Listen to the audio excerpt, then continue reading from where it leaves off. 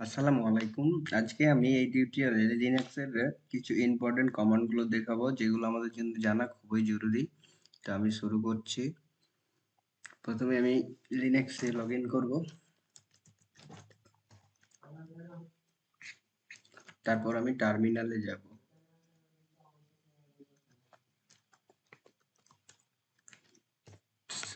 Terminal একটু বড় করে নিই।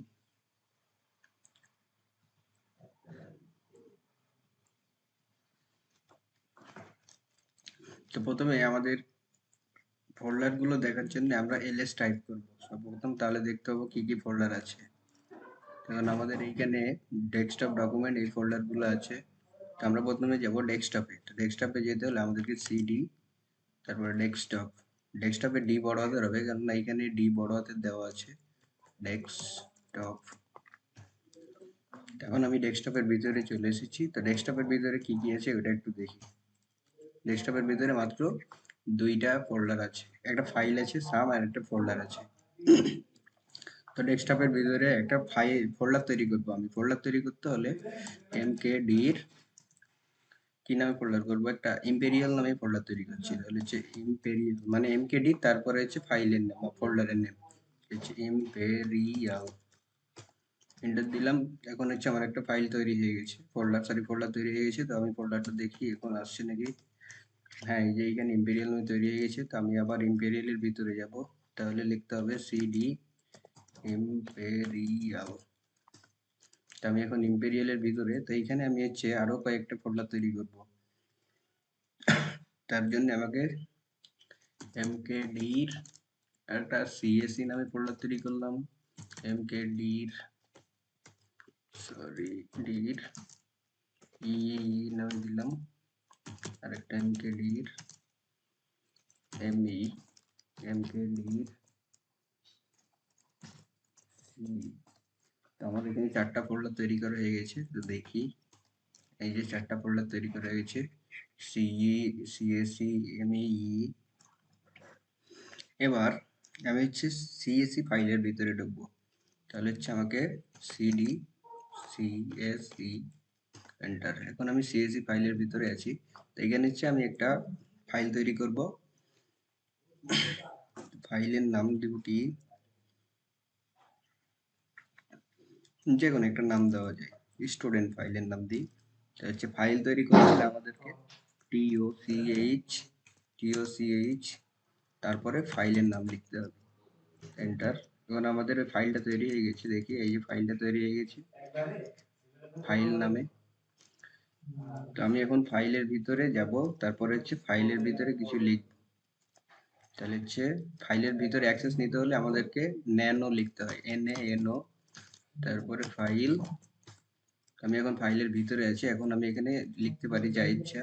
তো আমি প্রথমেই লিখছি হ্যালো লিনাক্স ইউজার। তো এটাকে সেভ করতে হলে আমাদেরকে Ctrl+X চাপতে হবে, তারপর এস। আমাদের এটা সেভ হয়ে গেছে। তো এখন হচ্ছে আমি দেখি, তারপরে আমি হচ্ছে মেকানিক এমই এর ভিতরে আরেকটা ফাইল তৈরি করব। এটা হচ্ছে আমাকে সিডি এমই তে গেলাম, তারপরে DOUCH এই ফাইলের নাম দেখি স্টুডেন্ট নামে ফাইল তৈরি হয়ে গেছে। এখানে দেখতে পাচ্ছি স্টুডেন্ট নামে তৈরি হয়েছে। আমি আবার ব্যাক করলাম। ব্যাক করার জন্য সিডি ডট ডট, তারপরে এবার হচ্ছে একটা ফোল্ডারকে ডিলিট করতে হলে আমাদেরকে কি লিখতে হবে। তাহলে হচ্ছে স্টুডেন্ট ফাইলটাকে ডিলিট করি। স্টুডেন্ট ফাইলকে ডিলিট করার জন্য আমাদেরকে এমইতে যেতে হবে, সিডি এমই। তারপরে এখানে কি আছে, স্টুডেন্ট ফাইল আছে। তাহলে স্টুডেন্ট ফাইলটাকে ডিলিট করার জন্য আমাদেরকে rm, তারপরে হচ্ছে ফাইলের নাম student। একবার যদি চেক করি 9 শেষ হয়ে গেছে, মানে ডিলিট হয়ে গেছে। তারপর আবার আমি হচ্ছে ব্যাকে নিচ্ছি সিডি ডট ডট। এবার আমি হচ্ছে ফোল্ডারটাকে ডিলিট করব। তো ফোল্ডারকে ডিলিট করতে হলে আমাদেরকে কি করতে হয়, আর এম মাইনাস মাইনাস আর, তারপর কি ফোল্ডার ডিলিট করব, এমই। তাহলে হচ্ছে আমাদের এমবেডের ভিতর থেকে এমই ফোল্ডারটা চলে গেছে। যদি আবার আরেকটা এবার হচ্ছে সি ফোল্ডারকে যদি ডিলিট করতে চাই তাহলে আবার আর এম মাইনাস আর সি ডিলিট হয়ে গেছে, চেক করলে নাই, এই সি ডিলিট হয়ে গেছে। তো এবার আমাদের ইনফরমেশন মূলক যে কমান্ডগুলো আছে ওইগুলো দেখবো। তো আমরা যদি টাইম দেখতে চাই তাহলে আমরা আপ টাইম এন্টার, এখন যে সময় ওই সময়টা দেখাবে।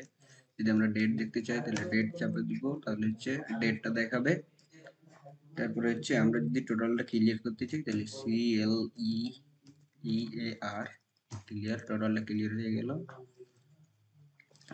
তারপরে হচ্ছে আমি এবার এম্পেরিয়ালটাকে ডিলিট করে দেবো, তাহলে সিডি ডট ডটে গেল এম্পেরিয়াল। তাহলে হচ্ছে ফোল্ডার ডিলিট করতে হলে কি বললাম, আর এম মাইনাস আর, তারপরে folder name imperial, delete LS, imperial আর নাই। যদি সামকে ডিলিট করতে যাই, সাম হচ্ছে একটা ফাইল ডিলিট করার জন্য আমাদেরকে লিখতে হয় আর এম, তারপর ফাইল নেম, তাহলে সাম। তাহলে হচ্ছে যদি চেক করি সাম শেষ, সাম নাই। আজকের মতো এই ছিল আমার ভিডিও। পরবর্তী ভিডিওতে আরো কিছু নিয়ে আলোচনা করব।